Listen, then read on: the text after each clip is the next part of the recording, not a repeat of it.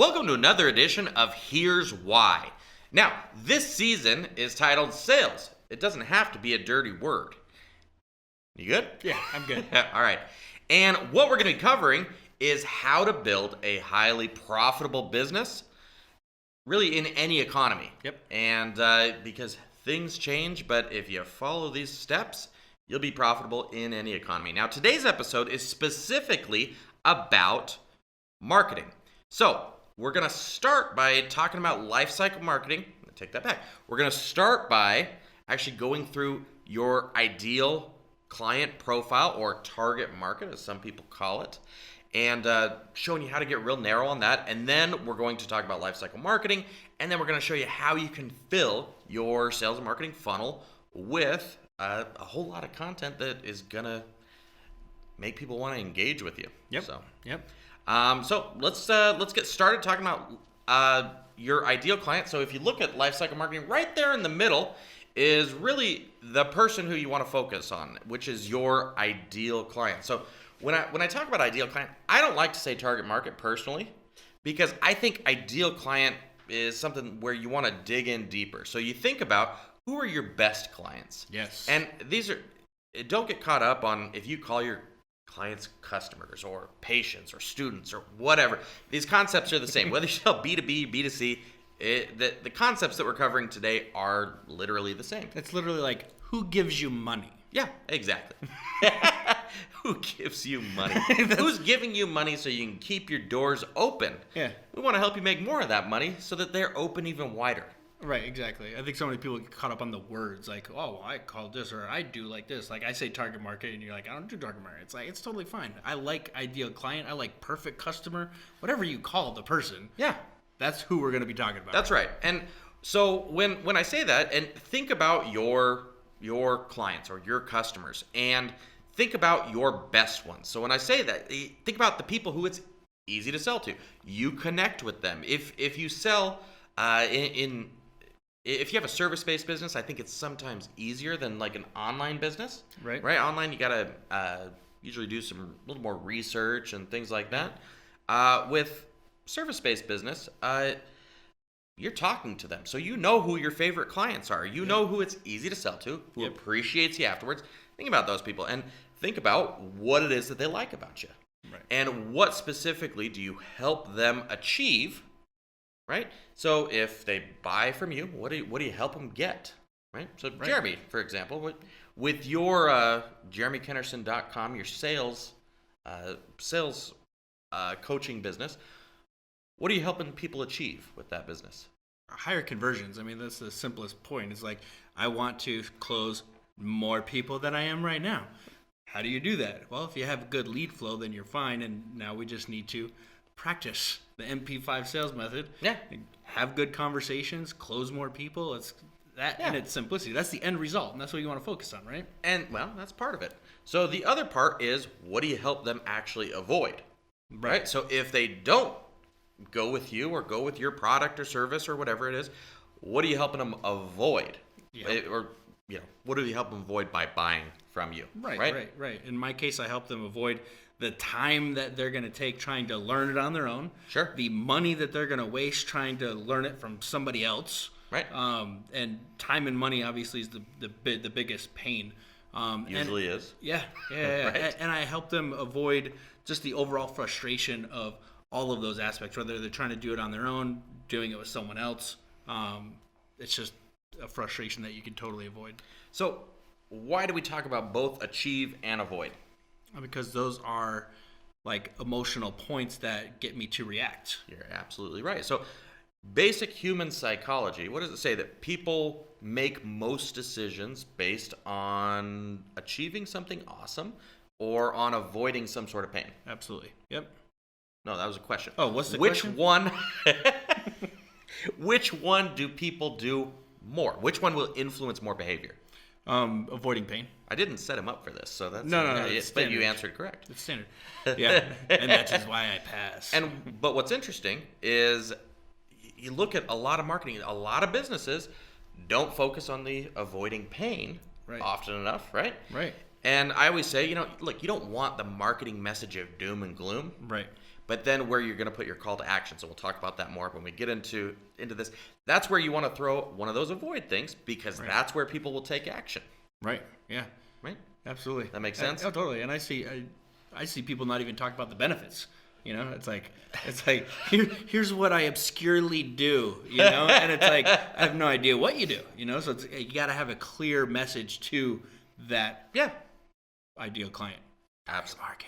Absolutely. Target market. And, realistically, it's the same.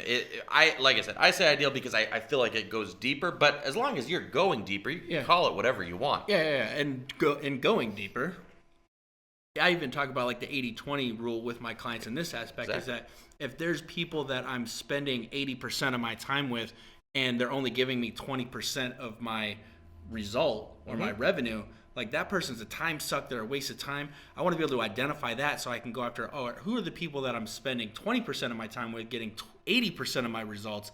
That's the type of people I want to attract. You're absolutely right. And so we're gonna talk about how to attract more of those people to your business and how to build your brand based on that. Yes. So when we talk about branding, a lot of the time, people think it's like your logo. Right.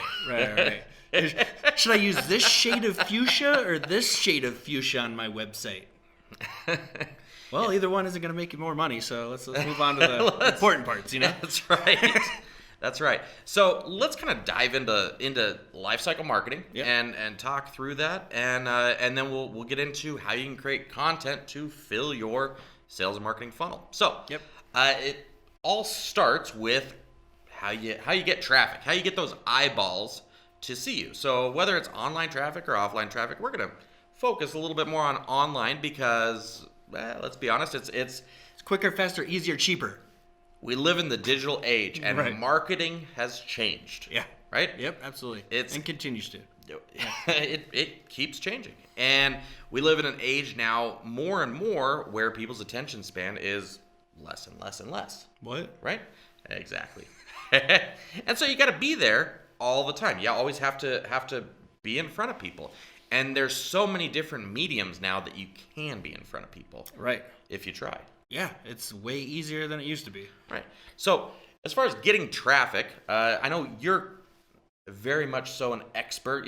We work with clients a lot on creating content for social traffic, and I'm going to explain more about that in a little bit. But you are, I would say, if you are more of a paid traffic expert than I am.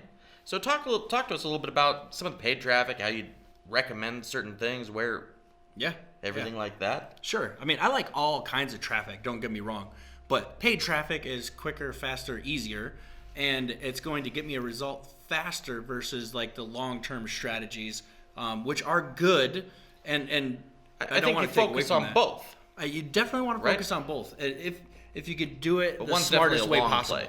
Yeah. Do it the smartest way possible. But yeah, going with paid traffic, like say Facebook ads, YouTube ads, even Google ads and native ads and things along those lines. What was the question? I like them a lot. Talk to us a little bit about paid traffic.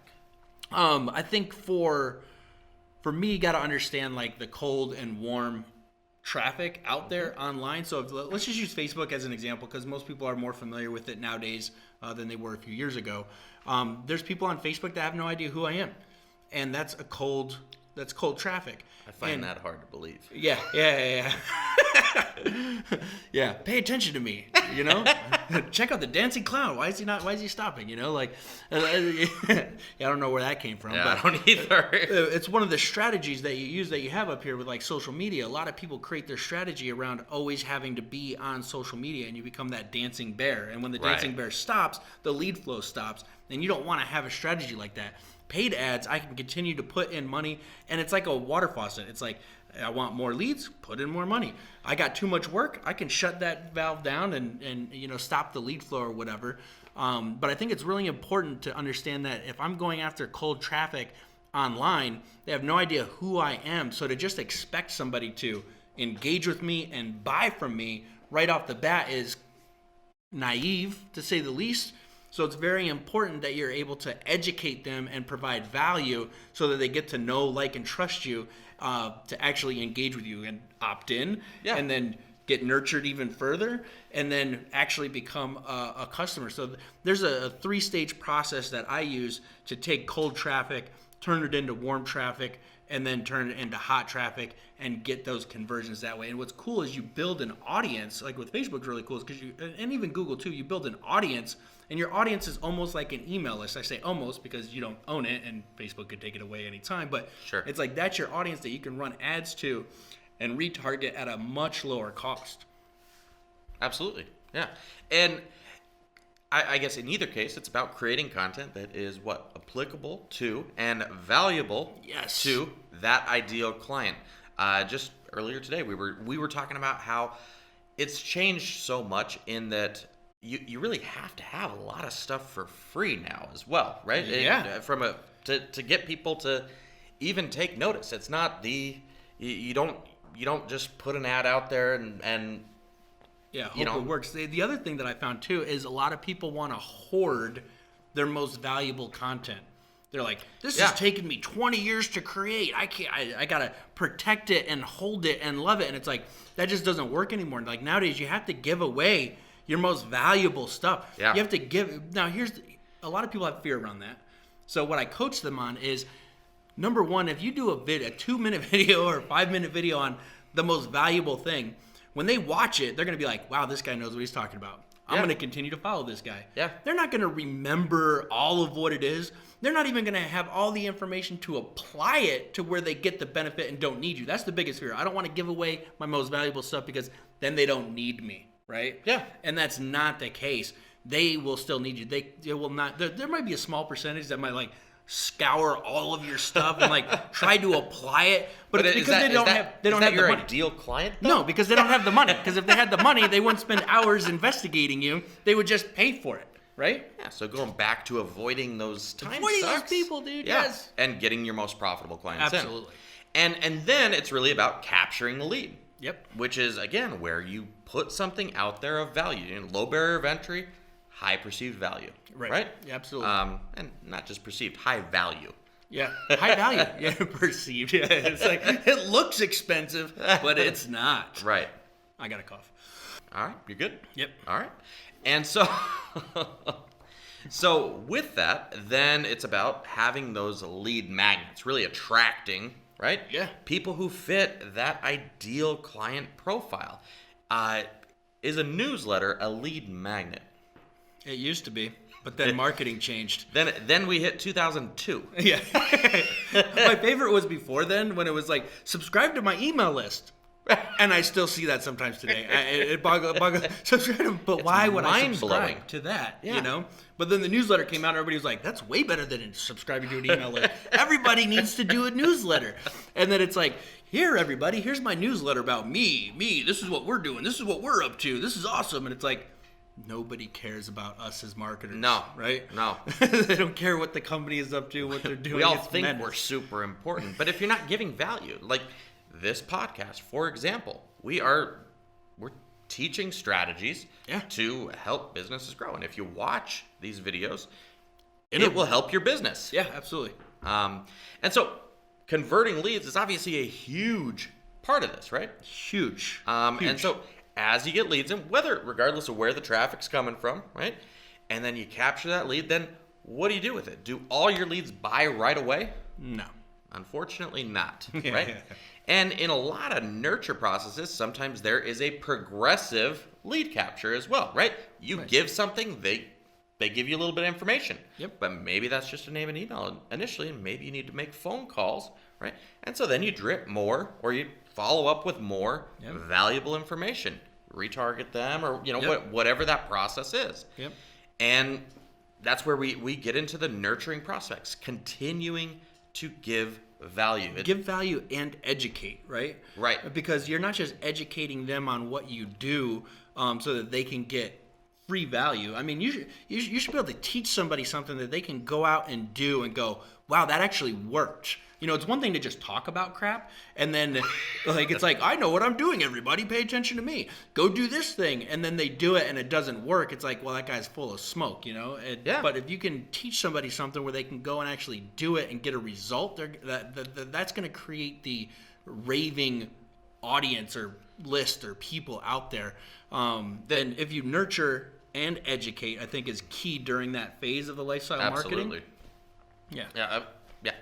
Did I interrupt you? No, we agreed. Okay. and so nurturing prospects, right? And following up with them in a timely, targeted, and relevant way. Absolutely. Consistently based on where they're at. Yep. And it's a combination of where they're at in the education process and how much they're actually engaging with you, right? Right. And we'll talk about a little bit more about how to do that. But if there's, I guess, one word that I can say that would sum a lot of this up as we go from getting traffic all the way up to and we lead into converting clients, it's a message of reciprocity with your content and constantly giving value to people so that you can so that they want to do business with you, and right. Those are the people who in turn will typically spend the most money with you as well. Absolutely. And so then you come to converting clients or converting customers and having that conversion process, right? So some people have a long sales process. Some people have a quick one from when they get the lead. It usually depends on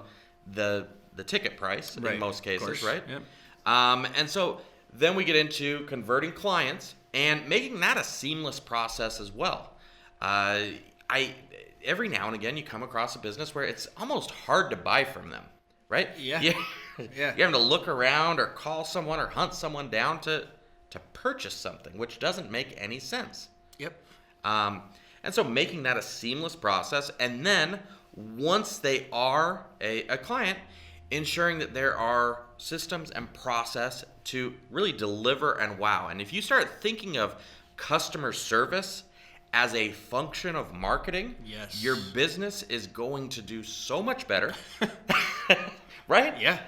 And continuing that process, because that's what's going to lead to upsells, cross-sells, and as we move into that, again, timely, targeted. And if you give value and you wow them, yeah, you're going to get a much higher lifetime customer value of everybody that you work with. Because you'll have that one person that made that one sale come back and buy something else. Right. They'll give you a referral. Yeah. And if you can get multiple referrals, now all of a sudden you get way more revenue per acquisite or per client than you would have normally. And that's a huge missing that a lot of companies have. Profitability goes way up. Way up. Proven referral strategy. Ask all the time. Ask all the time. But human beings provide great service and then ask. And if you, again, consider that a function of marketing, you have systems and process in place to always ask and to stay in front of them. Yep. It's going to happen. And that's where reviews come, online reviews as well. If people really like you and you ask them to leave you a review, a lot of them will, or a testimonial. Yep. Give you a a lot of them will. The people who are happy with you, and if you follow that process of being very intentional, of delivering and wowing, it makes it so much better. And it also sets you up to not have those negative client interactions as well. Right. And I think the core of that really is just loving your client more than you love yourself. And if you love your client more than you love yourself... I got chills when you said that. Wow. Wow. I wish I could say I made that up, but I didn't. If you could love your client more than you love yourself, then you're going to make sure that what you're giving them in exchange for money is something that's actually going to help them. And then that doesn't end there, which is where most businesses end. Yeah. But at that point, you do whatever you can to make sure they have the best experience they've ever had. That's right. I remember we had a client at Infusionsoft that wrote a book, Give Them the Pickle. And he owned an ice cream parlor. Yeah. And he was like, you just always give them the pickle. Like you just, whatever you got to give them to make them satisfied or happy, just freaking do it. Where that, where the beginning of that story, right? It was someone asked for, they gave each person a pickle. When it was like, I think it was one of the Jewish, parlor. Oh, it was an ice cream parlor. It was an ice cream I thought it was a Jewish deli. No, maybe that's just I'm just used to eating pickles there. It was weird because it was an ice cream parlor. Right. And someone asked for another one. And they said no, and that turned them off. And the owner's like, "What are you kidding me? Just give them the pickle." Anyways. I digress. It's a good story, though. It's absolutely a great story. So I've been talking about lifecycle marketing for probably about at least 8, if not 10 years. 10 years. And one thing that people always say is, yeah, well, that sounds great, but that's a lot of stuff. That's a lot of marketing content to plug there. Yeah. And now when you talk about social media and everything like that, it can be overwhelming, right? Gary Vee says that you should be posting across different social media platforms. You should be posting 13 to 20 times per day, right? And that's a lot of content to create. That's a lot of content to create. You're in luck, though. We're going to show you exactly how to do that. I'm going to show you step by step how we actually created over 144 separate pieces of content in one day of recording in this studio that we're in. This is Why Now Results Studio. Yeah. And how we created 144 separate pieces of content and affected over 360 separate spots in our overall funnel. So let's go ahead and take a look at that. Just need to jump to the next. There we go. So what we did was we created a season, just like the one that we're in right now, right?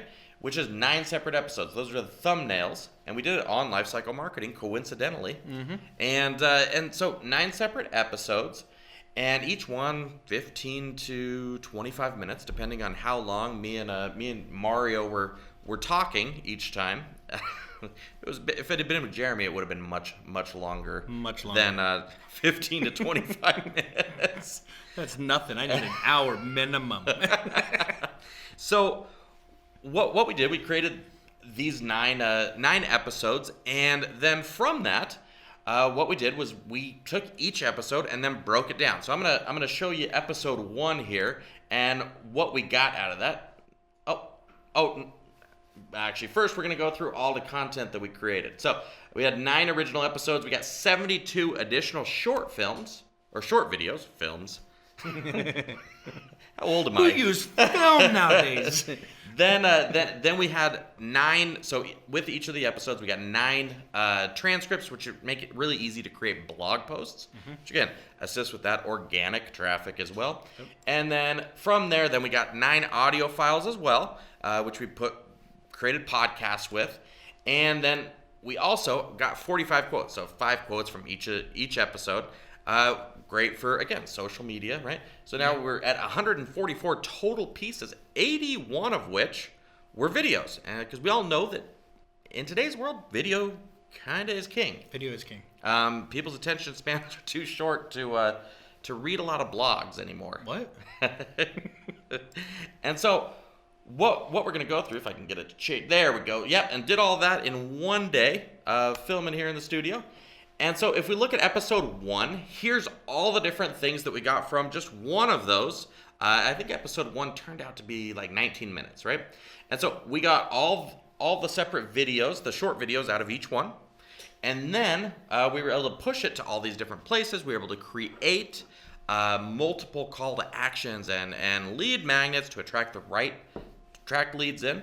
We were able to create email things for our nurture emails and things for different places throughout our sales funnel. And that's just with one of the episodes. So then if you look at what we did with all 9 episodes, right, you can see how it's really easy to create, like I said, touch 360 different pieces. And the great thing about marketing, now what is the one thing that always works in marketing? Something new. Whatever's new, right? But that's why you need to create content all the time. All the time. And come up with what's new. The market is different now, drastically different now than it was just 3 months ago. And it's going to be different again 6 months from now and 3 months from now. And it constantly changes. How many times have you looked at someone's content piece or video or email and thought, this is from like 2 years ago or 5 years ago, right? Yeah. Yep. And it's the world changes, and it's about having new pieces. So if you can spend one day to create 6 months worth of content, you will always have new things. That's 2 days a year of content creation to get all that. Yeah. Incredible, right? Right. And when you look at the whole entire lifecycle marketing, like the key to all of it is content. Absolutely. And that's why they say content is king, and we all know video is the king of content. There you go. Right? Yeah. Yeah. And to create that amount on your own takes so much time, energy. Even if you hire a team or have a team help you with it, the amount of involvement you have to make that a possibility to create that much content is insane.